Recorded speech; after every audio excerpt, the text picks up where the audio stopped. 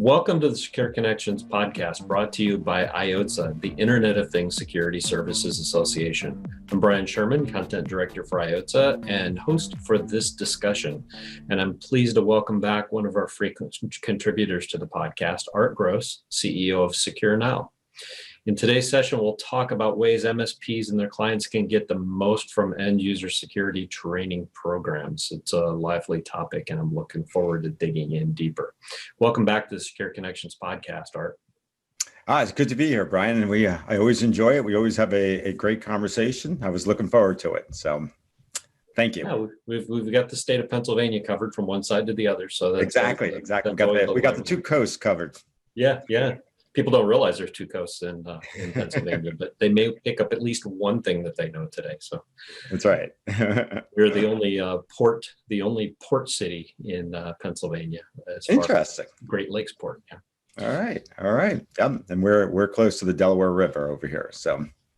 Well, good. Well, I'm glad everything is going well, but I understand, you're still pretty much in lockdown 8 months after the pandemic. We're probably a little looser. I live rural, but what are you doing to keep yourself and your family members sane?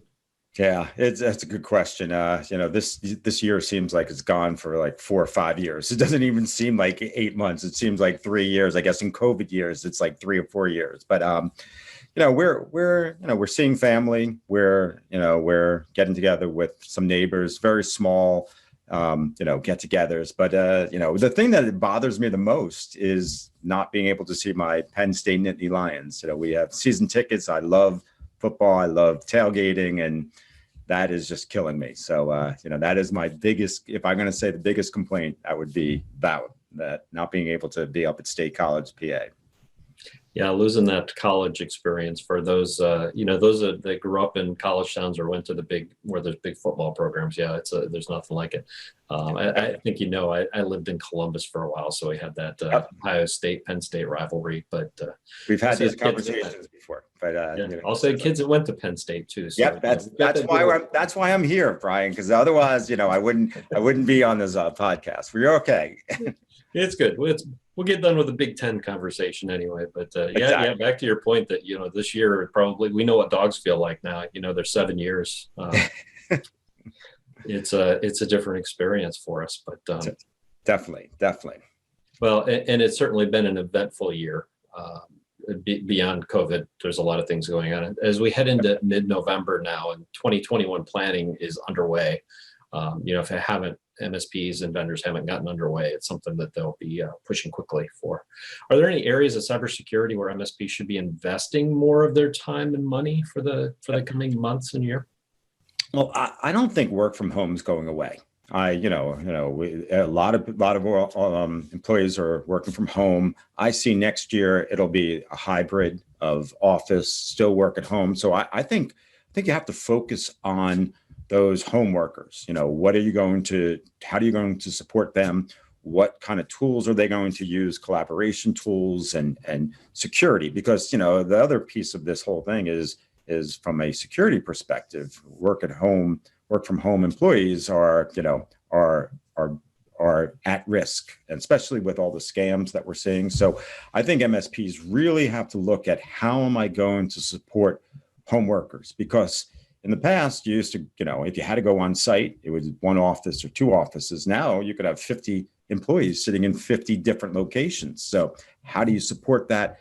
And if a business is not paying rent, or if they've moved all their employees home, shouldn't the MSP be charging more? Because it's not as easy to support, dispersed users, especially, if the trend continues. You could have employees in California, New York, Florida.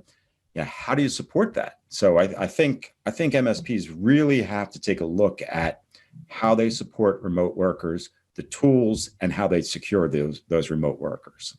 Yeah, I've seen some conversations to that point too about how do they price for, this year was kind of we're writing it off, and they did what they needed to do to get done. But if work from home continues, the cost per user is typically higher to support a work from home than it is, having 10 employees in an office. So right. They're struggling to figure out what's the best method of pricing this. Is it X amount for office and then X plus premium for Right. those that are remote. And then hybrid brings a whole new thing. If they're working part day in the office and part day out, do you treat them as work from home, or do you treat them as an office? Yeah, I think all of that, right? And how do you support a user in California if you're in PA that their printer doesn't work? And those type of things, or I can't connect to my Wi-Fi. How do you actually provide that support? So I think you said it right.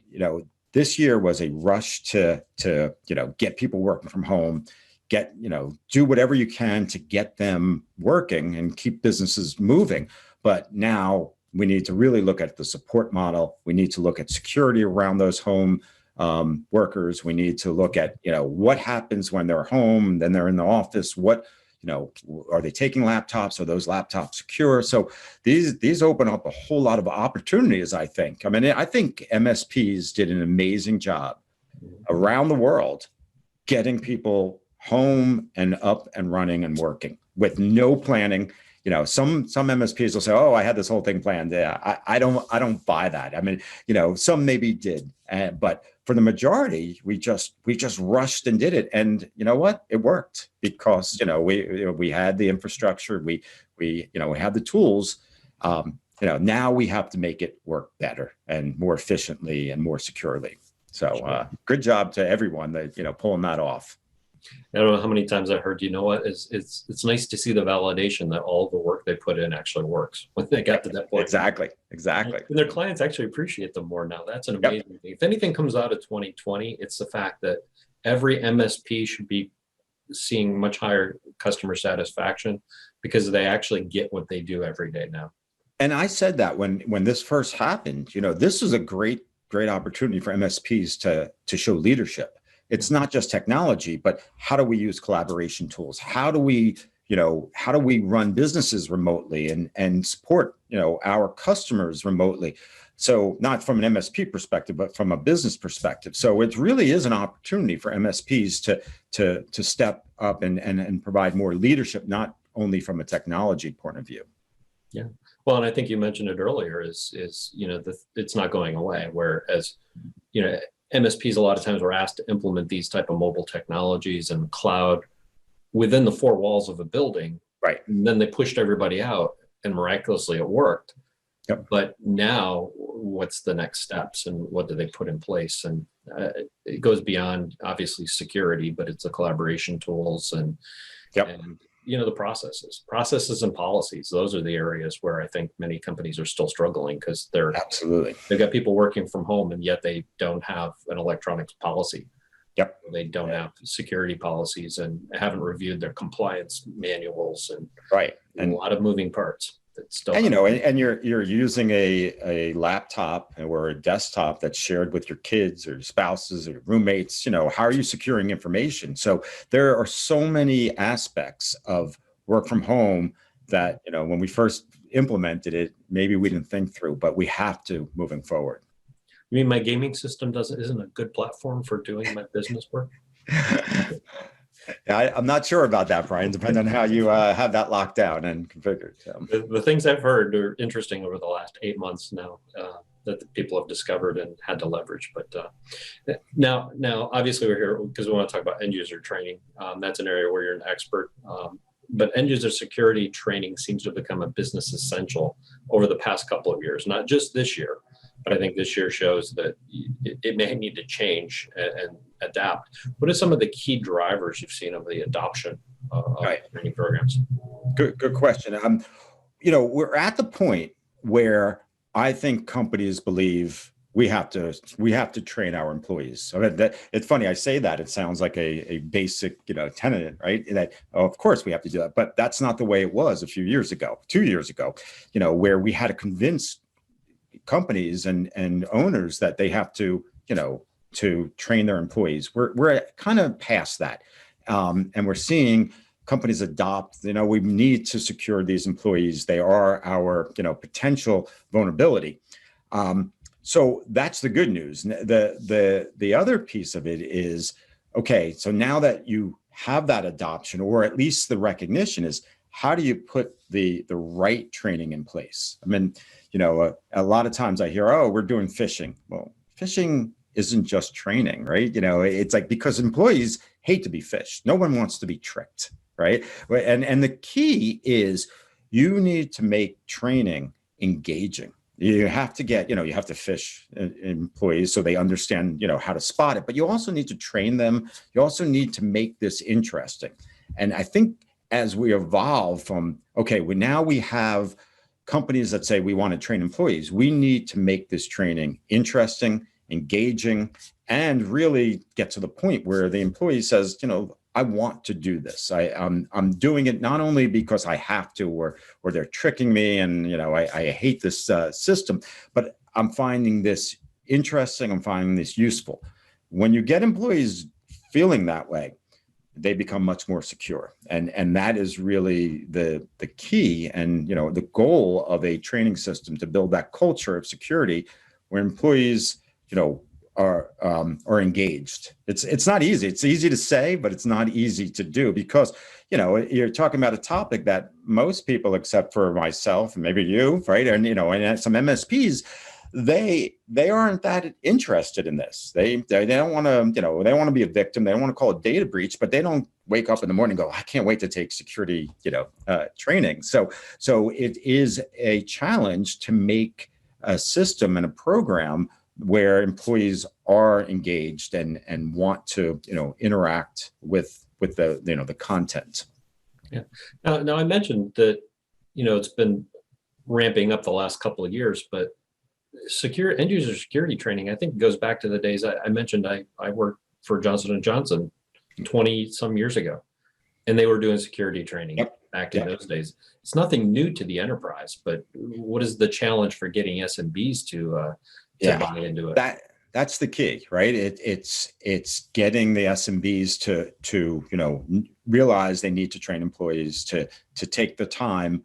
But I think what we're seeing, one of the drivers is, I think, work from home that we were talking about, COVID, the election, all of these scams and disinformation. This is a breeding ground for cyber criminals. When you have all disinformation, you have so much events, and people are worried, and they're trying to get information. That's when all of these scams happen. So what we're starting to see in the SMB market is, okay, I'm worried. I'm sending this employee home. They're no longer in the office. I don't know what they're doing at home. And if they get tricked, and they have access to our banking account, or they're or in HR and sending W-2s or whatever that is, buying gift cards, we have to worry about this. So I think most SMBs now are waking up to the fact that there is a lot of danger out there for our employees, and if we don't do something, our business could potentially be impacted. So I think that is really driving us towards that. The other piece, and it's kind of a healthcare topic, but technologies like telehealth, right? We're talking about like remote work, but think about like telehealth now, where you're using technologies you never used before, and the dangers around that. So, the new collaboration tools. So I think SMBs are realizing that we gave these employees new tools, we gave these employees, a new environment to work in. We better secure them, and I think that is a big, big problem and a big opportunity, especially for MSPs. Yeah, I mean, it's amazing how many physicians' offices right now are still doing remote work. I have a good friend in New York State, and he does IT. He's an on-site IT for a large doctor practice. I should say medical practice, because they have a lot of nurse practitioners and physician's assistants. I think they have 15 of them working from home. Yep. So anytime they have to implement new technologies, he's trying to run around and scramble to do these things. And I'm like, why don't you just contract and work with an MSP to help support this as you grow? Right. Exactly. I'm trying to convince the owner to do that, which is one of the physicians. So, but there's a lot of challenges out there. They don't realize that his same point is, well, they thought they could just go home and start doing this stuff, jump on the PC. And it's kind of interesting that the new technologies, we're being forced to adopt new technologies. Look at Microsoft Teams, look at Zoom, look at these technologies that we didn't adopt before. Now we're, mass adoption, telehealth. We had telehealth, but it wasn't really mass adopted. Now it's the only way in some cases to provide care. So you're going to see this whole event spur new technologies, and that's where IOSA fits in, right? Who would have thought that, all of these things we would have had to secure. So, IOSA was definitely way ahead on the security side there.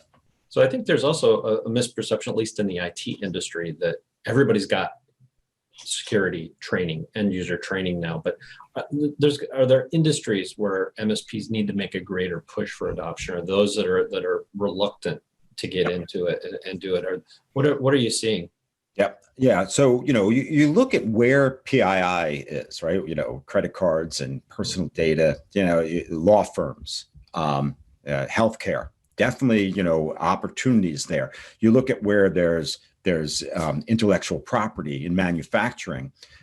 So those industries definitely, and, you think about it, what's the biggest way criminals get into organizations? They're, the phishing emails, right? So who sits in Outlook all day? These office workers, and what information are they securing? So I think, we're seeing law firms definitely waking up and saying, we need to train our employees. We need to secure, that way in. Healthcare is, an interest. I've been supporting healthcare for 20 years. And although that's a huge opportunity, it's one of the hardest markets to get into and get, the owners of healthcare organizations to invest in IT. But manufacturing is definitely being, targeted, and that's another big opportunity. Construction. So, it really comes down to, it's like what organizations have lots of employees that are office workers that potentially could be, scammed out of money or installing ransomware. So, it really is a vast, SMB market. There are some markets that are or some verticals that are adopting it quicker, but for the whole, it's a huge opportunity, millions and millions of businesses.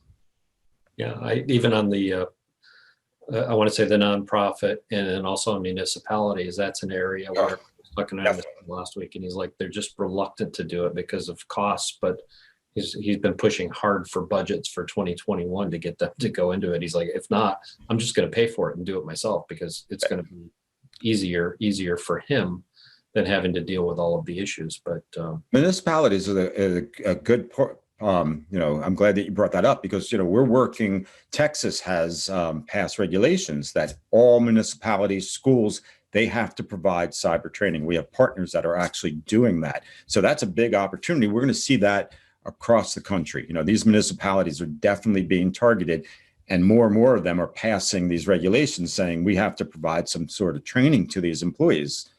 So that is a big opportunity there. Well, it's no wonder in education right now, it's like, who is not on a computer? Right. I think every teacher now is doing some form of computer work with their kids. Yep, totally.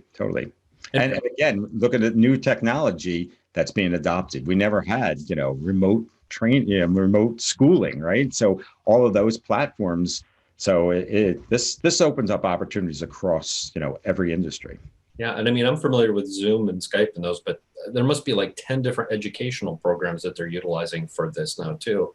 Absolutely. Built off the same technology, but how many vulnerabilities are there in those systems? Yep, totally. It'd be interesting. So Art, putting your expert hat on as far as the industry, what comes next for security training programs? Yep. How do you ensure end users are prepared for not just the latest threats, but the next threats coming? That's the key. Like I said before, you have to make it engaging. You have to give visibility into the next, the scams, the latest scams that are happening, what employees should be looking out for, and if you can do that and get engagement from employees, you'll have a successful program. We've seen, at times where that employees are not engaged, and eventually the owners of companies say, well, we don't want to do this anymore. So that's one of the things we have just about to release our brand new user interface. We've spent a year developing it, and all my gray hair now because of it, and spent a lot of money. But what we realized is you have to make this system engaging. Like I said before, you can't just phish employees. You can't just throw PowerPoint presentations in front of an employee and say, don't do this. This is what phishing is. You have to make this really interesting. And so November 10th, we are having a big virtual launch party. It is our Breach Secure Now to the Future, kind of a back to the future theme, where our partners, we're up to about 1,500 partners now, and they've asked us, we need to refresh the look of this. It looks dated. We need to make this more interesting. So, after a year of development, we're about to release that, and I'm really excited because I think it'll make it easier for MSPs to manage, but two, it'll make it much more interesting for employees. And one of the things that we're releasing is the ability in Microsoft Outlook to take training. So you don't even have to leave Outlook. You can, take our security training with our Catchfish plugin to Outlook. So that's exciting. And the easier that you make it for employees, the more that they'll engage. And the harder that you make it, the less that they'll want to use the system. So it really is important to get that balance right content, the right technology, the right engagement.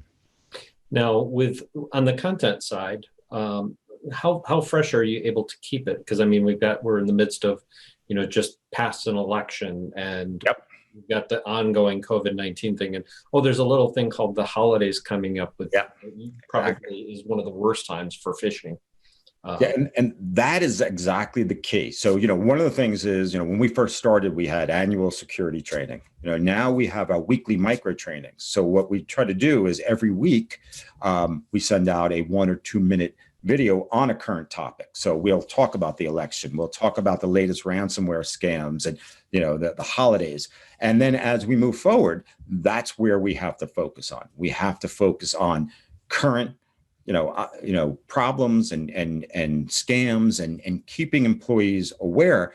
And if you do it right, the employees will see that engagement and use that. So that content is probably the most important aspect. I would imagine the hardest part for you would be finding that right balance too, because we see all this stuff. It's like, who falls for this? How can you see a scheme like this and fall for it? Yet, the reason it's still out there and prevalent is because people are falling for it. Exactly. How do you balance that with those? I think the tech industry is the most skeptical when it comes to that. It's like, nobody's going to fall for that, but they do. They do. They absolutely do. And so, but you bring up a good point, because there are users that are more advanced and there's users that are less advanced. And just like in training, in school education, if you just teach to the middle, you're going to turn off the people that are, under or over that middle. So it's important to target the right information to the individual at the right time. And that is the challenge that we face and that we're addressing. And, the more successful you can get, the more interesting that, that content will be to that user. Yeah, even if they just mistakenly, were to click on something or do something wrong. I think back to, I've been actively involved in scouting for years, and we have to do annual youth training, which is now online now, which makes it much easier. But, much of the stuff you go through is common sense, but right. Repeating it and knowing it and kind of, adopting it within the own practices, the more you see it, the easier it is to remember those things too. Yep. And it's ongoing. It has to be ongoing. And that's the key. And that's when, we were talking about, the messaging to small businesses. You can't just train employees in January and expect them to be remembering this in September. It has to be ongoing. It has to be something that they keep in mind and, and focus on. Very good. Now, obviously, I'm thinking MSP's perspective now is monitoring program engagement is any program engagement is critical to their success. What type of reporting capabilities should MSPs expect from their end user training supplier? Right. And that's one of the focuses that we did on we call it the new user interface, but we actually did a lot with reporting because you need that insight. You need to see, are employees going through the training? Are they engaged in it? What are they at risk? So one of the things that we do is we give every employee an employee secure score, like a FICO credit score. So you can see, I have 20 employees and some are high ESS, some are low. We also give every employee a risk level: high risk, medium risk, low risk. So you can actually see that okay, we have 10 high risk employees. These potentially are the employees that are going to cause this company a data breach. So by getting that insight, you can manage that program, but more importantly, you can show value to the business owner, to the SMB owner, because look, we went your whole company and we kind of give an ESS for the whole company. When we first started, you were high risk. 3 months later, you're now low risk. We had 20 employees that were high risk. We're down to 3 that are medium risk. So you can show value, and so reporting is absolutely critical. And we looked at reporting across everything that we do, from our phishing reports to our dark web reports to our training reports to our ESS reports. So, that's one of the reasons it took so long, because not only did we make it look better, but we took every report and redid it as well. And that's one of the things the MSPs asked for. They, help us show value to our clients, help us show value of what we're doing, and also give us better insight into what's happening at the client for each of the employees. Yeah. Well, and I know you may not have an answer to this, but I guess I think about it as far as if you find problem employees, whether it be Bob or Emily, that is notoriously bad about clicking on links. Do you find that you think more organizations now are going to start taking those type of things into their annual evaluations? Yep. We're seeing we need to do better on this, as opposed to, because I don't think a lot of times, from what I've heard, there's been places for that in evaluations, other than if an employer creates their own to say, we need to do this. But it seems like it should be a focus moving forward. We're starting to see that a lot more. I mean, when you think about it, if an employee is weak from a security point of view, that's a risk to the company. If think about it from an HR perspective, if an employee makes a mistake from an HR, sexual harassment or discrimination, that puts the company at risk. If it's the same thing with security, if this employee is not a good, secure employee, that now puts the company at risk. So we're seeing a lot more companies start to incorporate that into annual reviews, looking at these ESS scores, looking at how employees are engaged. If you're ignoring all of the tools that we've given you, you're a risk to us, and we can't have that. So we're starting to see a lot more of that. It's interesting when you have, I think we have 30,000 companies, how they use it all differently. Some are totally engaged and they'll incorporate that. Some just don't care, right? So you have the whole spectrum, and the key is, how do you design programs to get all of that engagement and the tools so companies can use it effectively. Oh, makes sense. So those reporting capabilities come in very handy when you're doing QBRs, obviously, with clients these days, to figure out the risk, not just on. So if you're looking at, here's some network issues you have, but here's also some employee issues that you have. Is Bob, you need to counsel Bob or get Bob out of there, because he could be more expensive than some of the bad technologies they have in place. And the key is security sells managed services, right? And if you can show employee weakness, that here's, this is all, we'll keep training them, but employees make mistakes no matter what we do. Ransomware hits, you better have disaster recovery. If we find, credentials out on the dark web, you better have 2-factor authentication. So by using these reports and using the employees in QBRs, I think you can sell, additional managed security, managed services. And a lot of our partners are doing that. Yeah, that makes sense. Now, I was listening just yesterday. I shouldn't say listening. I was watching a Facebook forum with MSPs talking about some of the issues. And someone suggested incentivizing clients to gain adoption like lowering their monthly charge by 5% when their employees meet training objectives. His thought is he'd rather give a discount than deal with the security issues caused by poorly trained end users. Are those type of enticements effective? Hey, are you seeing them? And then are those effective? Absolutely seeing them. A lot of our partners are doing that exact same thing. If you go through this training and we can get the overall score to a certain point, and we can get your employees to a certain point, there's discounts. If your employees don't go through training or you waive the training, we're going to charge more. So, it's you think about it, cybersecurity is a shared responsibility between the MSP and the client, and it impacts both. If, there's a ransomware attack, sure, the client's being, impacted, but the MSP is absolutely being impacted because you're putting resources to rebuild the network, restore the network. You're also worrying whether there'll be a lawsuit or not. So I think, I'm seeing a lot of our partners that are taking that approach, that let's do this together. And I use the analogy, it's like seat belts, right? It isn't like, okay, we'll just drive without a seatbelt, and if I have a crash, I'll call you, 9 o'clock on a Friday and come pick me up. No, we need to secure you so we don't have this issue. And the more that you can use tools like this and get those type of insights and report, the better that you can say, what, we can give you discounts, or we're going to charge you more if you waive these services. Yeah, no, excellent point. I think it comes down to that shared that you mentioned. It's a shared responsibility. And I think they're realizing that, especially when you hear some of the horror stories where clients hit, and the amount of time and effort that an MSP typically absorbs, even beyond what they may end up billing. Yeah, totally. Yep. It's hard to recoup. So making an investment up front does make sense. But yep. Absolutely. Well, what are some of the other ways that MSPs can drive engagement?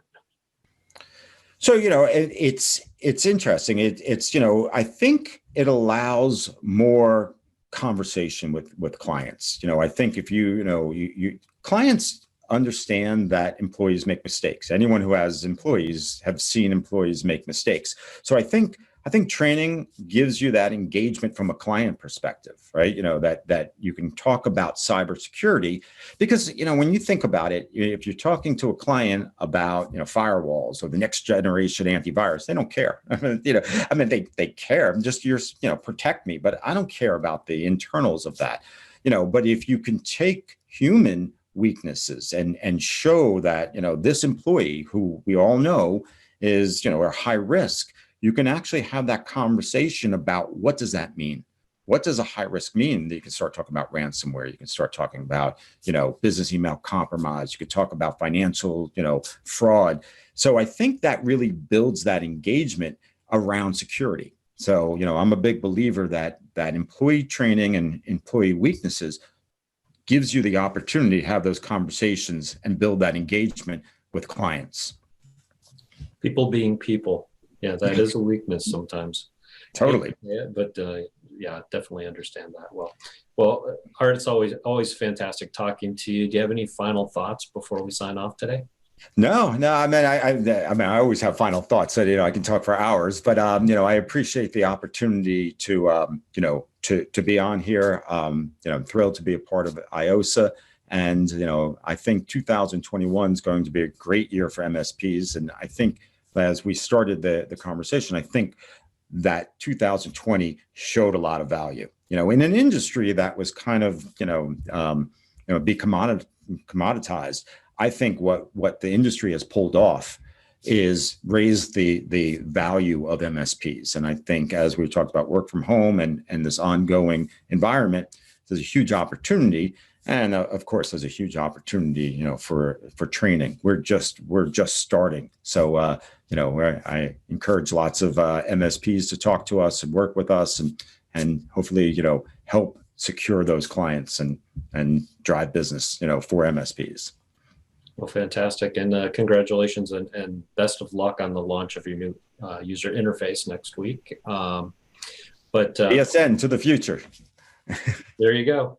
There you go. A big thank you to today's guest on Secure Connections podcast, Art Gross of Secure Now. Be sure to stop back weekly for other great channel cybersecurity discussions and check out all of our MSP-focused resources at iotsa.com. Have a safe and secure day. Thank you.